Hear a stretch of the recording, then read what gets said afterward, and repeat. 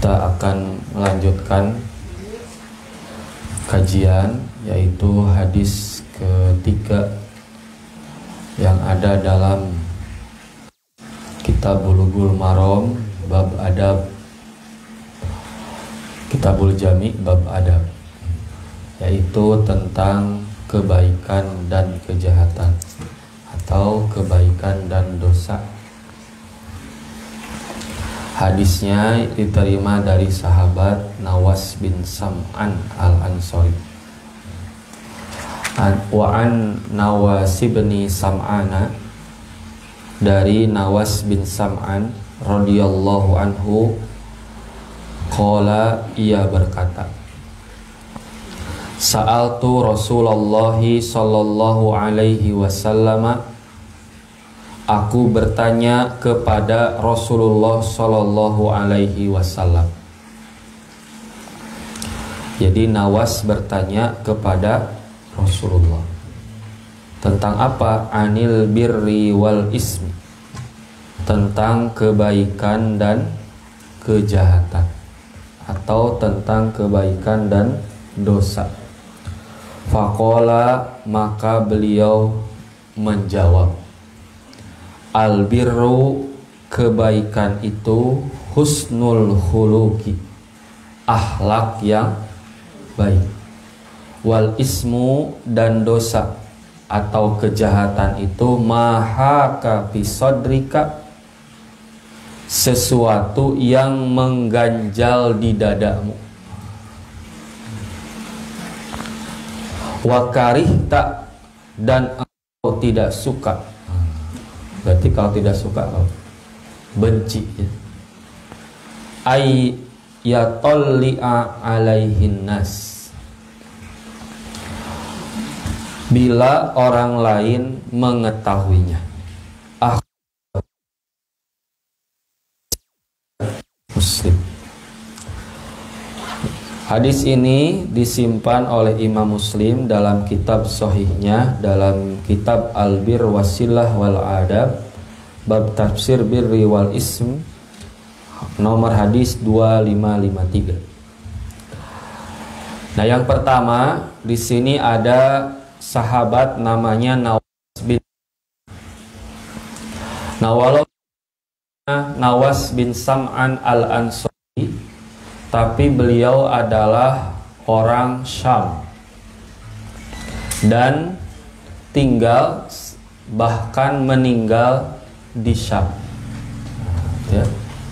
Syam sekarang terpecah menjadi 4 negara ya. Palestina, Yordania, Libanon, dan Suriah ya. Nah, Nawas bin Sam'an ini adalah orang Syam. Nah, kemudian yang kedua adalah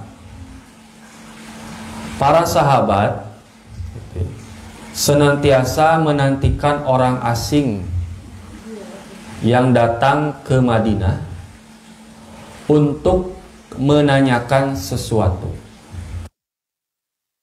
Orang-orang Muhajirin ataupun orang Ansor yang memang menetap di Madinah bertanya kepada Rasul, itu adalah sesuatu yang banyak sekali pertimbangannya. Sebab setelah turun ayat yang melarang untuk banyak bertanya kepada Rasulullah SAW, para sahabat takut pertanyaannya itu justru akan menyusahkan mereka, bahkan menimbulkan dosa. Sebab sebelum ayat itu turun, sampai-sampai ada sahabat yang bertanya, aina abi, di mana bapakku? Dan pertanyaan-pertanyaan lain yang menyusahkan Nabi SAW, bahkan menyusahkan para sahabat. Seperti pertanyaan,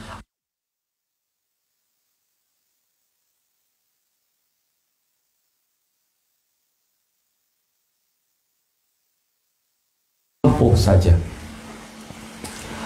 Nah, makanya ketika datang orang asing, apalagi orang Arab Badui gitu ya, yang memang mereka banyak bertanya. Nah, oleh para sahabat itu dinantikan. Nah, diantaranya pertanyaan dari Nawas bin Sam'an ini. Walaupun beliau dicatat sebagai kaum Ansor, tetapi sejatinya beliau adalah orang Syam, tinggal dan wafat di Syam. Nawas bin Sam'an bertanya tentang albirru. Albirru adalah kebaikan kalau kita artikan. Nah, albirru itu maknanya banyak dan luas. Bisa bermakna silah atau berbuat baik kepada kerabat dengan menyambungkan tali silaturahmi. Nah, ya. Ini bisa bermakna itu. Atau juga bermakna akhlak yang baik dalam kacamata umum, seperti jujur gitu ya. Ataupun kebaikan-kebaikan yang lain gitu ya. Intinya bahwa albirru itu maknanya luas dan universal. Artinya albirru mencakup segala bentuk kebaikan dan menjauhi semua keburukan dan amalan ikhlas yang terus menerus. Itu kalau melihat albirrunya. Tetapi oleh Nabi didefinisikan bahwa albirru itu husnul khuluqi, akhlak yang baik, perangai atau tabiat yang baik, baik bergaul dan berbaur dengan sesama, dengan menampakkan wajah berseri, gitu ya, bersahabat dan berempati, tidak mengganggu dan menyakiti orang lain, serta berbuat baik kepada mereka. Nah, itu teh sudah husnul khuluq. Gitu ya. Yang mana husnul khuluq ini atau perangai yang baik ini ada yang sudah menjadi atau naluri. Orang yang kesusahan secara naluri, orang yang memberikan kebaikan, kemudian si orang yang memberikan kebaikan itu terkena musibah, pasti kita ingin membalas gitu. Atau kita punya rezeki lebih, pasti ingin membalas. Nah, itu sudah menjadi naluri manusia. Tetapi ada pula yang harus diupayakan, yaitu dengan berupaya untuk berperilaku baik dan mengikuti atau mencontoh orang lain. Nah, itu kalau perangai baik sesama manusia. Tetapi gitu ya, ada juga akhlak baik terhadap Allah Subhanahu wa taala. Apa akhlak baik terhadap Allah Subhanahu wa taala? Yaitu dengan menunaikan kewajibannya terhadap Allah serta menjauhi apa yang Allah larang. Nah, itu akhlak juga. Jadi akhlak itu tidak terbatas pada hubungan sesama manusia, tetapi juga berhubungan dengan Allah Subhanahu wa taala. Di samping itu, selain melaksanakan perintah dan menjauhi larangan Allah Subhanahu wa taala, juga memiliki semangat tinggi untuk menambah amal dan melaksanakan hal-hal yang sunnah. Nah, ini sunnah dalam arti sunnah setelah wajib ya, bukan sunnah secara umum, sunat katanya ulama. Nah, kemudian menerima ketetapan takdir Allah, nah, dengan ridho tanpa menggerutu. Nah, bahkan menerima ketetapan syariatnya dengan ridho dan pasrah tunduk kepada syariatnya.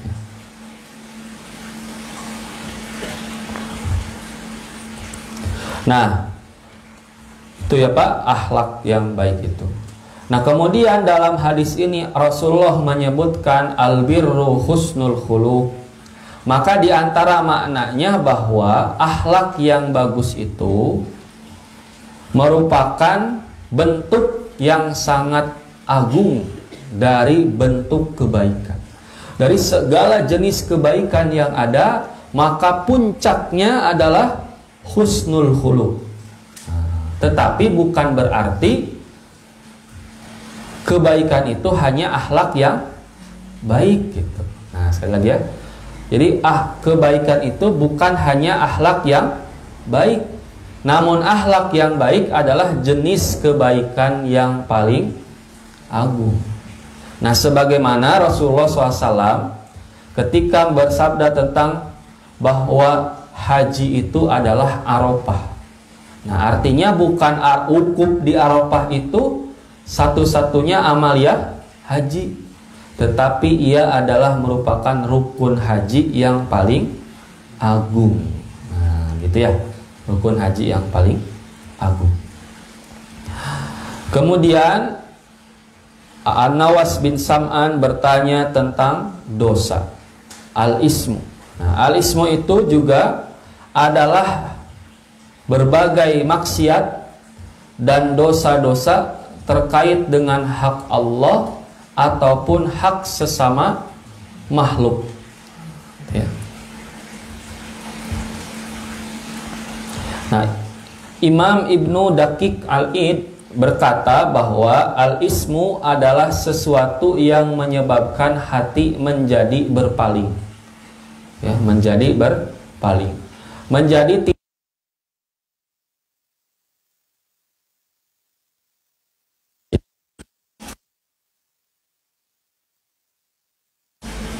sesuatu yang menyebabkan hati menjadi berpaling. Dan bahkan ditegaskan oleh Nabi bahwa dosa itu mahaka fi sadrika, yaitu sesuatu yang membuat dada bergejolak gitu.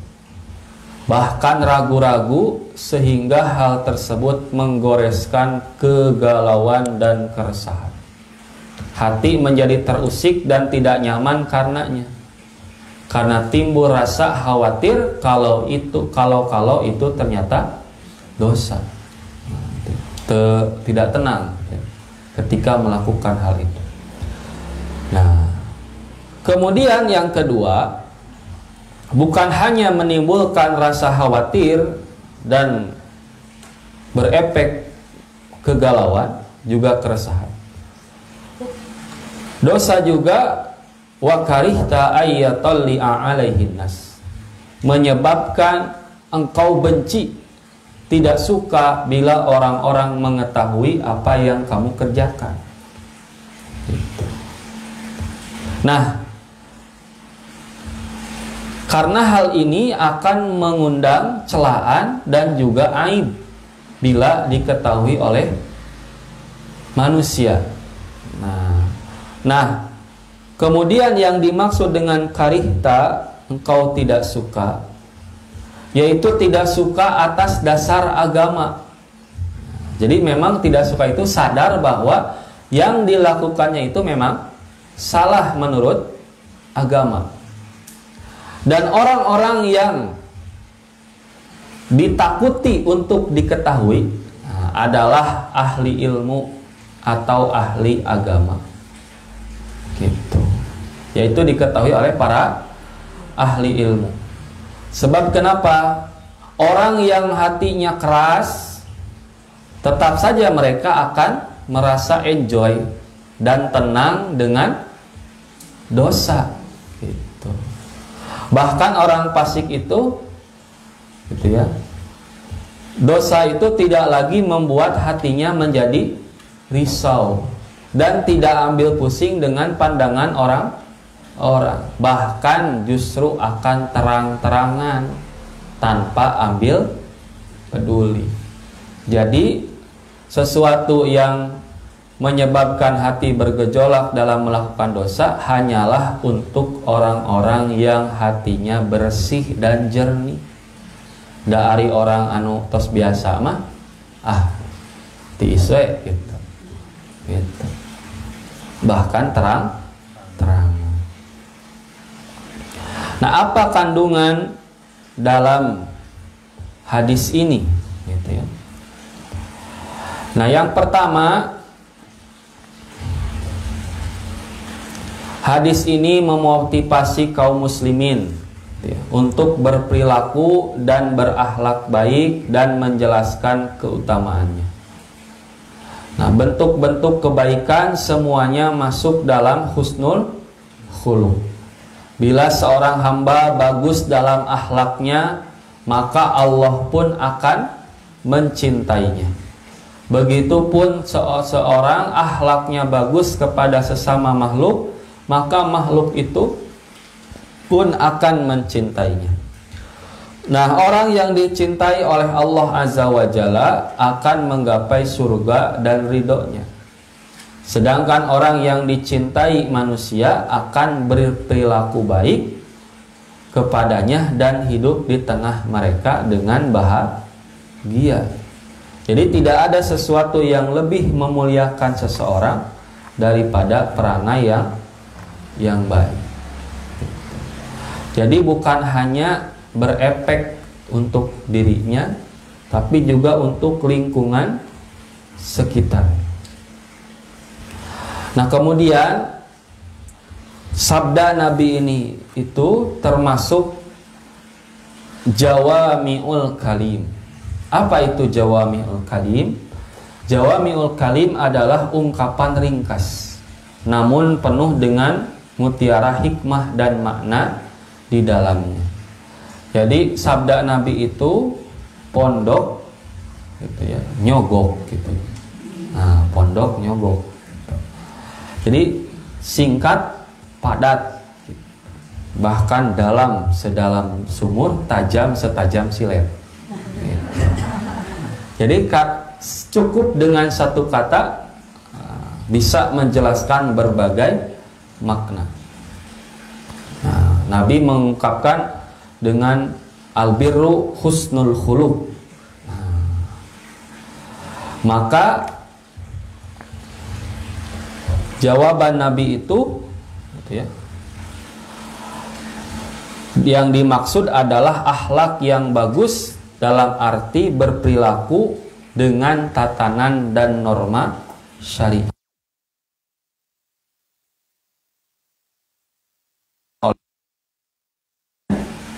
Gitu ya.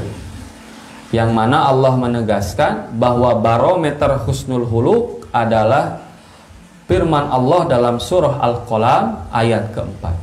A'udzubillahi minasyaitonirrajim wa innaka la'ala khuluqin adzim.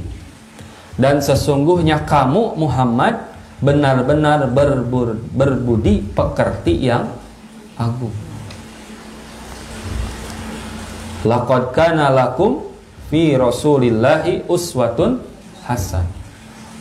Nah, ketika Aisyah ditanya bagaimana akhlak Nabi, nah, Aisyah menjawab kana khuluquhu al-Qur'an. Akhlak Nabi SAW adalah Al-Quran. Jadi bagaimana cara kita mendapatkan kebaikan? Yaitu dengan berperangai baik, husnul khuluq. Dari mana kita tahu bahwa itu husnul khuluq? Maka kita harus mencontoh kepada Rasulullah. Nah, ya. Nah, Rasulullah menjalankan perintah Allah dan menjauhi larangannya. Bahkan pengamalan Al-Quran bagi Rasulullah SAW sudah menjadi perangai gitu. Layaknya tabiat yang sudah mendarah daging, di mana husnul khuluq itu sama sekali tidak pernah terpisah dari beliau Shallallahu Alaihi Wasallam. Gitu.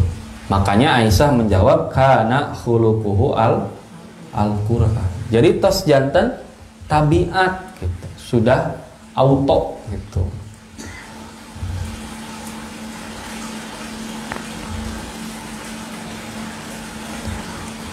Kemudian hadirin ikhwatu iman rahimakumullah, sedangkan dosa gitu ya, adalah hal yang meninggalkan bekas. Selain mengerjakannya dosa dalam arti menimbulkan dosa, dicatat dalam buku catatan dosa gitu ya. Tapi juga meninggalkan bekas yang tidak nyaman di dalam dada, yang membuat hati menjadi sempit dan gelisah sehingga tidak merasa nyaman dengannya gitu. Nah, itu dosa. Kalau tadi husnul khuluq, nah, efeknya itu atau buahnya itu dicintai oleh Allah Subhanahu wa ta'ala. Hamba yang dicintai oleh Allah akan dibalas oleh ridho dan surga. Sedangkan orang yang dicintai oleh makhluk, oleh manusia karena akhlak baiknya, maka ia akan hidup dicintai oleh manusia di sekitarnya. Nah, adapun dosa, efeknya adalah hati menjadi sempit dan gelisah hingga tidak merasa nyaman dengan. Nah, ditambah lagi gitu, hal tersebut adalah hal yang diingkari orang-orang, di mana orang-orang akan tidak suka.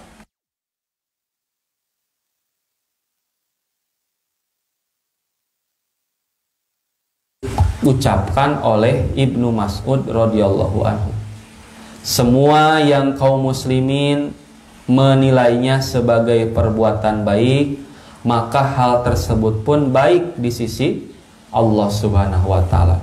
Sedangkan yang dilihat kaum mukminin sebagai hal yang buruk, maka itu pun buruk di sisi Allah Azza wa Jalla. Nah, karena apa? Karena pandangan kaum mukminin yang hatinya bersih, yang barometernya husnul khuluq, yang mana husnul khuluq itu dari Al-Quran yang dicontohkan oleh Rasulullah.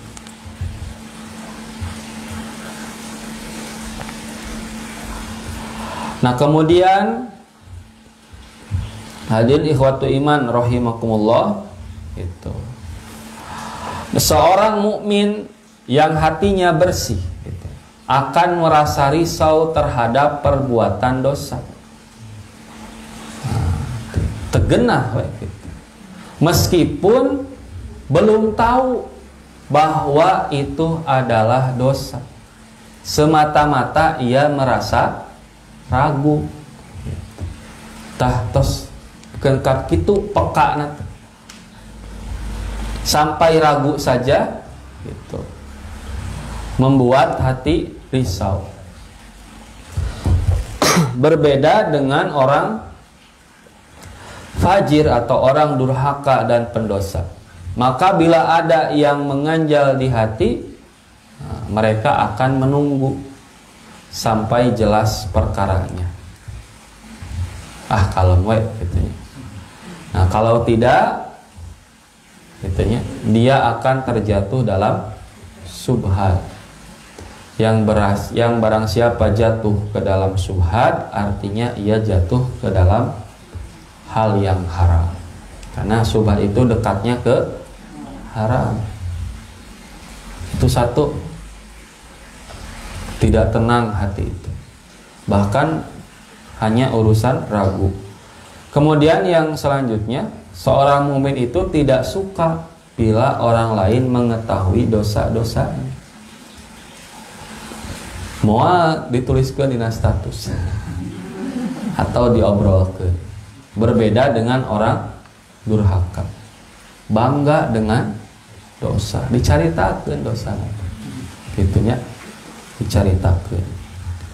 Kan ada hadis ya, sungguh celaka itu ya, seseorang yang Allah malam harinya tutup aibnya, tapi siang harinya ia menceritakan kepada saudaranya. Kalau tos ditutup, dicaritakeun, padahal itu aib.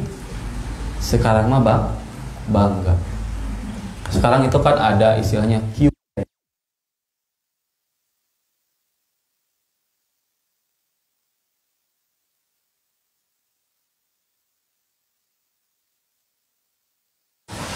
Contoh misalkannya, kapan kamu hilang keperjakaan? Itu ada artis usianya baru 22 tahun, jawabnya 17 tahun. Ya, nauzubillah min dzalik. Padahal selama ini orang-orang tidak tahu. Tapi ternyata dia sendiri yang membuka aibnya. Nauzubillah. Ngeri ya, Bu. Apakah kamu pernah mencuri? Pernah. Ya, nauzubillah. Nah, kemudian hadis ini juga menjelaskan dua tanda dosa. Satu, galau gitu ya, dan resah hati terhadap suatu hal. Nah, ini satu tanda dosa. Yang kedua, adanya perasaan tidak senang kalau ada orang yang melihat dirinya melakukan hal tersebut. Berarti ada internal dan ada eksternal. Nah, dua tanda dari dosa atau keburukan atau kejahatan. Nah, kemudian tidak lain dan tidak bukan, hanya agamalah yang menjadi kekuatan batin yang mengawasi diri kita dari dosa. Sakumaha galakna ayeuna urang salaku sepuh sebagai orang tua kepada anak, pasti kalau di luar rumah atau di luar pengawasan kita, dia bisa saja melakukan dosa. Tapi kalau kita titipkan agama, kalau kita siram ilmunya, kalau kita bangun akhlaknya, dimanapun anak kita berada, bahkan ketika kita sudah meninggal, ia akan menjaga dirinya. Ya, itu. Karena tidak sedikit ya Pak, anak yang di rumahnya baik, gitu. Cicing juga tutut ya, ditiup karek bijil. Ternyata di luar buas seperti serigala. Nah, jadi tidak lain dan tidak bukan hanyalah agama. Nah, kemudian seseorang itu haruslah meninggalkan hal yang membuatnya ragu. Da mayari buka ila malayari buka. Tinggalkanlah sesuatu yang membuatmu ragu kepada sesuatu yang tidak membuatmu ragu. Itu cenah aya artos disaha cenah itu. Atau tahu dari siapa tapi ini statusnya apa? Itu mere katanya. Nyogok gitu. Atau ada maunya atau gimana. Nah, itu harus diyakinkan. Ya, beralih kepada sesuatu yang tidak membuat ragu dan gamang. Gitu. Dan Allah menjadikan jiwa seseorang yang hatinya bersih bisa mengetahui dan mencegah apa yang tidak boleh ia lakukan. Makanya Nabi mengajarkan dalam hadis riwayat Muslim satu doa. Allahumma ya Allah, inni sesungguhnya aku as'aluka meminta kepadamu al-huda petunjuk, wattuqa ketakwaan, wal afaf sifat afaf, wal ghina dan sifat afaf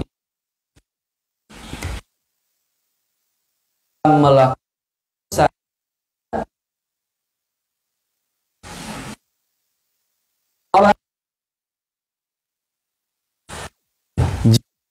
hatinya bisa mengetahui bahkan mencegah apa yang tidak boleh ia lakukan. Jadi potensi-potensi dosa itu dipersempit oleh Allah SWT. Hesek gitu ngelakukan dosa. Orang mau berbari. Nah itu bahkan kalau apa? Ada kan ya yang meditasi gitu. Dan al-ghina itu sifat di mana hati merasa cukup dengan apa yang Allah berikan, bahkan tidak butuh ke manusia. Dalam arti bukan hidupnya menyendiri ya, dalam arti dia kepada manusia, lempeng gitu. Ada atau tidak ada atau lanjut gitu. Nah, kemudian yang terakhir bahwa dosa atau kemungkaran tidak menentukan tempat dalam tatanan masyarakat. Nah, bila seseorang sudah mengetahui mengenai albir husnul, artinya dia akan baik hubungannya dengan Allah Subhanahu wa taala dengan menjalankan segala perintah dan menjauhi segala larangannya. Kemudian dia juga akan berperangai baik kepada sesama makhluk, baik manusia maupun makhluk Allah yang lainnya.